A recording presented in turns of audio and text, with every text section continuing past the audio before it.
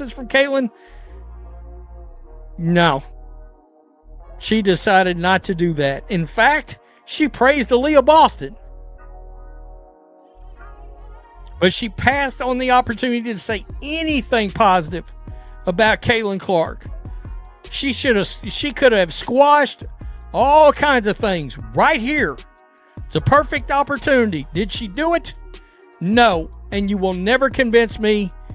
Watch that clip again. Angel Reese just spent 30 seconds praising her USA basketball teammates by name. Chelsea Gay's ball handling, Leah Boston's post moves, specific players, specific skills, genuine appreciation. But there's one name conspicuously absent from that list. And when you consider who else was on that roster, the omission becomes impossible to ignore. Played in 13 games. In those 13 games, there were literally like what? 3 or 4 kind of incidents and 2 major incidents, including the Angel Reese Caitlin Clark kerfluffle. Well, I hadn't used that word in a while. In which, of course, the major story coming out of that was Indiana Fever fans called Angel Reese racist something, which launched a massive investigation. Should be noted, Indiana Fever did not defend its fans there. Here's the context you need to understand.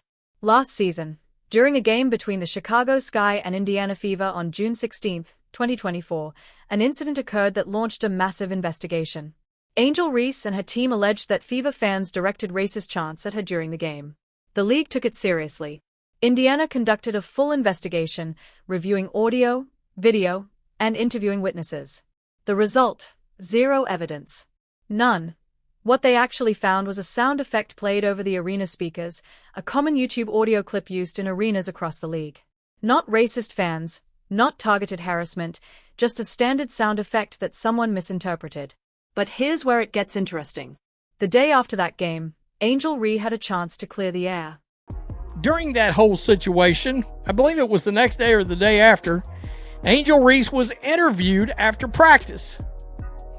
She had an opportunity to squash the narrative right there. I never heard anything that I would construe as being racist from those Indiana Fever fans, blah, blah, blah.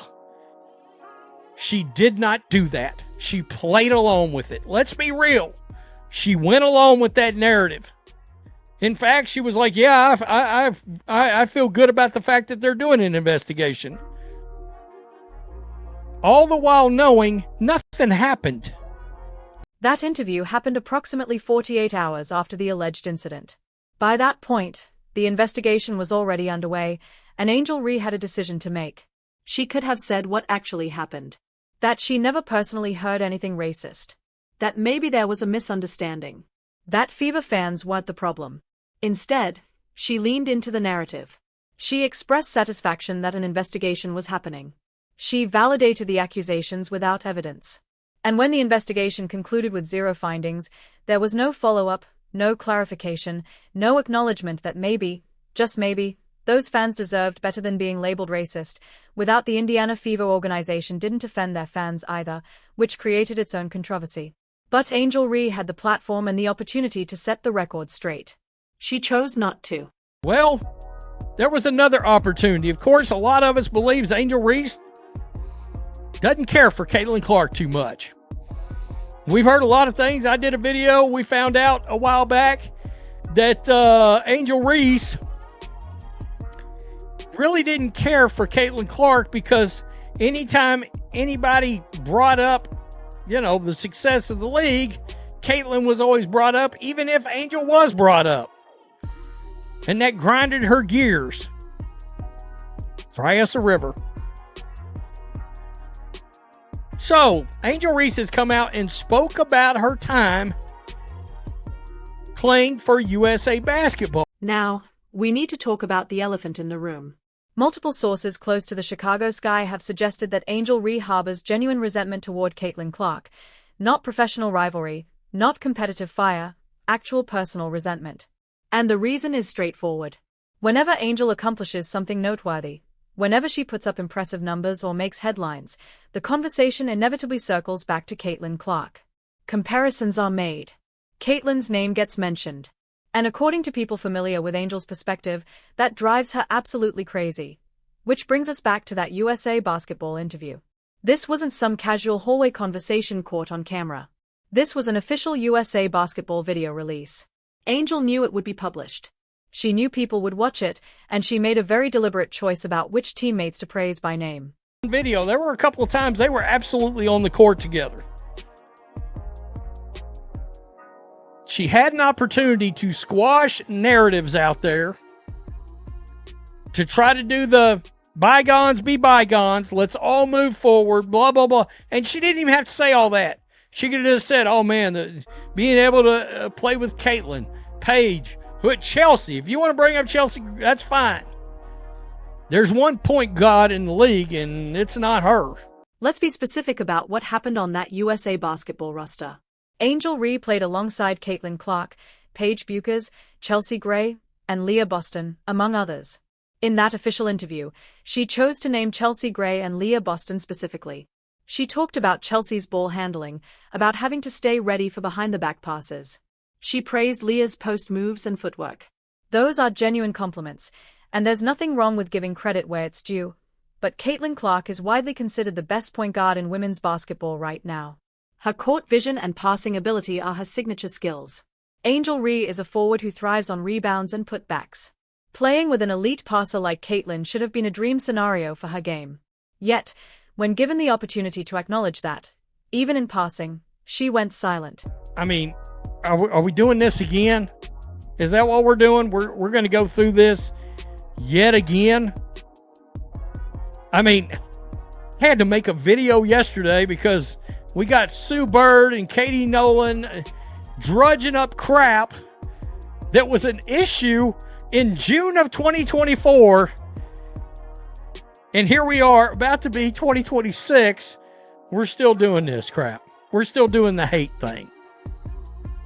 And I'm not hating on Angel Reese. I'm just saying she fumbled a huge opportunity here to squash a bunch of drama, a bunch of narratives, all this kind of thing. And she didn't do it.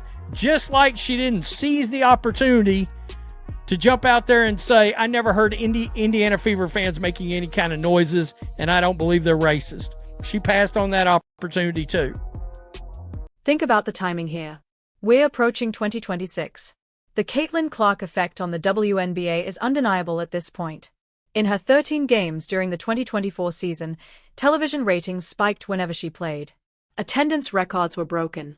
The league experienced unprecedented growth in visibility and revenue.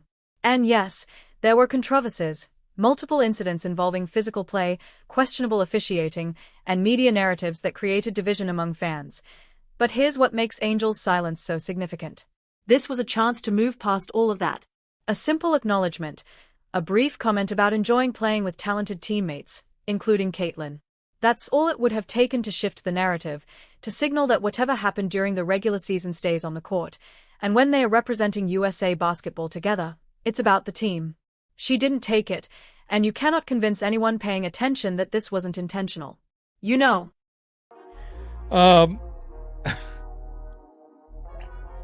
I've said this is 2026 is going to be the same things we've been seeing in 2024, in 13 games of 2025. I mean, so let's see. She would have played in another, let's just say roughly 35 games.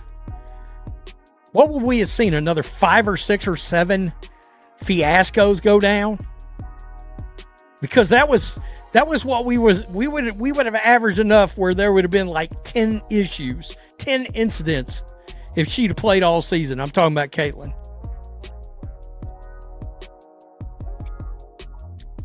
Unbelievable. And you know they really gonna get mad when she comes back and she's hitting threes in faces again. Tell me what you think. Here's what this reveals about where we're headed in 2026 and beyond. The WNBA just experienced its most visible season in league history, driven largely by one player's impact on ratings and attendance. Caitlin Clark played 13 games in 2024 before her season ended with a wrist injury in September.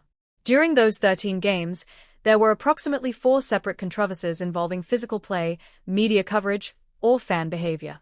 If you extrapolate that over a full 40-game season, we're looking at potentially 10 to 12 separate incidents creating headlines for all the wrong reasons. The league has a choice to make. Either the players and media figures who shape the narrative decide to move past the drama and focus on basketball, or we're going to see this same pattern repeat itself endlessly.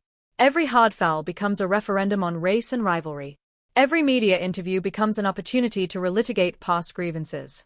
Every USA basketball appearance becomes a chance to send subtle messages through strategic silence. Angel Reese just showed us which direction she's choosing. And when Caitlin Clark returns to the court next season, fully healthy and dropping 30-foot threes in opponents' faces again, the same people who created drama in 2024 are going to be right back at it because nothing has changed. No one has moved on. The resentment is still there, barely beneath the surface. This USA basketball interview wasn't just a missed opportunity for Angel Reese personally, it's a preview of what's coming. The league's biggest star is going to return to an environment where certain players and media figures have already decided they are not going to give her credit, not going to acknowledge her impact, and not going to let go of whatever personal feelings they've developed. And that's going to create the same toxic cycle of controversies that defined those 13 games in 2024. The question isn't whether Angel Reese should have mentioned Caitlin Clark in that interview. The question is whether anyone in the WNBA's ecosystem has the maturity and professionalism to put the league's growth ahead of personal grudges, because right now, the evidence suggests they don't. Sue Bird and Katie Nolan are still discussing controversies from June 2024. Angel Reese is still finding ways to avoid acknowledging Caitlin's existence even when they are literally teammates on USA Basketball, and the fans are still divided into camps that spend more time arguing about narratives than celebrating the actual basketball being played.